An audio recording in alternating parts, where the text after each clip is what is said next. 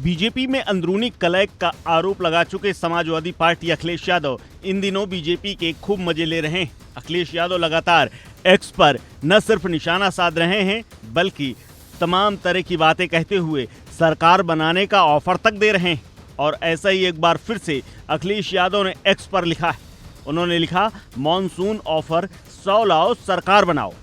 अखिलेश के इस पोस्ट को उप मुख्यमंत्री केशव प्रसाद मौर्य से लोग जोड़कर देख रहे हैं। दरअसल देश की राजनीति पर बड़ा प्रभाव डालने वाले यूपी इन दिनों बीजेपी के अंदर मची हुई खलबली को लेकर के चर्चा में है। सोशल मीडिया पर लगातार अखिलेश यादव बीजेपी और खुद केशव प्रसाद मौर्य के ऊपर निशाना साधने में जरा सा नहीं चूक रहे हैं। विपक्ष के लगातार हमले सत्ता पक्ष और बीजेपी पर जारी हैं और बीजेपी की तरफ से भी लगातार पलटवार जारी है। लेकिन बीजेपी पर अंदरूनी कलह का आरोप लगा चुके समाजवादी पार्टी प्रमुख अखिलेश यादव ने एक्स पर मानसून ऑफर 100 लाओ सरकार बनाओ का ट्वीट करके चर्चा में आ गए हैं। अखिलेश के इस पोस्ट को उप मुख्यमंत्री केशव प्रसाद मौर्य से जोड़कर देखा जा रहा है। दरअसल यूपी में इन दिनों बीजेपी के अंदर अंदरूनी कलह की खूब खबरें। कार्य समिति की बैठक के बाद जिस तरह से डिप्टी सीएम केशव प्रसाद मौर्य ने अपने आप को कार्यकर्ता बताते हुए और सरकार से संगठन को बड़ा बताया था और उसके बाद तत्काल दिल्ली निकल गए थे, तब से लगातार चर्चाएं तेज। दरअसल केशव प्रसाद मौर्य के अचानक दिल्ली जाने और वहां पर बड़े नेताओं से मिलने के बाद सूबे का सियासी पारा चढ़ा हुआ है। इन सब के बीच में सपा प्रमुख अखिलेश यादव लगातार तंज कसने में व्यस्त हैं। अखिलेश यादव के इस पोस्ट को लेकर के लगातार बातें हो रही हैं। अखिलेश यादव ने ऐसा ऑफर पहली बार नहीं दिया है। इससे पहले भी एक इंटरव्यू में केशव प्रसाद मौर्य को वो खुला ऑफर दे चुके हैं कि वो 100 विधायकों के साथ आ जाएं और सरकार बना लें। दरअसल केशव प्रसाद और सीएम योगी आदित्यनाथ के बीच की कोल्ड वॉर को लेकर के समाजवादी पार्टी खूब मजे ले रही है। इन सब की वजह बना है लोकसभा का चुनाव, जिसके नतीजों के बाद यूपी बीजेपी में उभरे अंतर विरोध पर समाजवादी पार्टी की पूरी नजर है। इसीलिए बार बार वो तंज कसते हैं।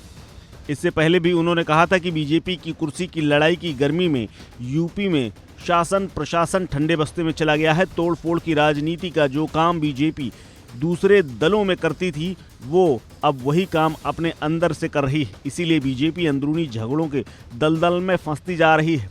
आपको बता दें, बुधवार को भी अखिलेश यादव ने एक पोस्ट किया था जिसमें उन्होंने लिखा था, लौट के बुद्धू घर को आए। ये सीधा तौर पर डिप्टी सीएम केशव प्रसाद मौर्य पर तंज था, क्योंकि वो लगातार आलाकमान से मिले और उसके बाद बुधवार की रात को ही लौटकर वापस लखनऊ आए थे।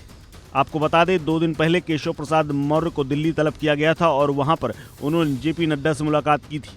उसके बाद अमित शाह ने प्रधानमंत्री से मुलाकात की और पार्टी के प्रदेश अध्यक्ष भूपेंद्र चौधरी ने अमित शाह और जेपी नड्डा से मुलाकात की थी। साथ ही प्रधानमंत्री से भी वो मिले थे। इस सब के बाद यूपी बीजेपी के प्रदेश अध्यक्ष की इन मुलाकातों का भी कई मायनों में असर देखा जा रहा है। बताया जा रहा है कि चौधरी ने लोकसभा चुनाव में बीजेपी के निराशाजनक प्रदर्शन के बारे में प्रधानमंत्री मोदी को रिपोर्ट सौंपी है। उन्होंने 15 पेज की इस रिपोर्ट में हार के कई कारण गिनाए हैं। कहा जा रहा है कि अब हाईकमान सीएम योगी आदित्यनाथ से भी बातचीत करेगा और योगी आदित्यनाथ भी कभी भी दिल्ली जा सकते हैं। आपको बता दें, इन सब के बीच में योगी आदित्यनाथ लगातार प्रदेश में होने वाले उपचुनाव की तैयारी में जुटे हुए हैं। संगठन और सरकार में बड़ा बदलाव की तमाम चर्चाओं के बीच में ये भी देखा जा रहा है कि बीजेपी आने वाले उपचुनाव की 10 सीटों को जीतने के लिए गंभीर है।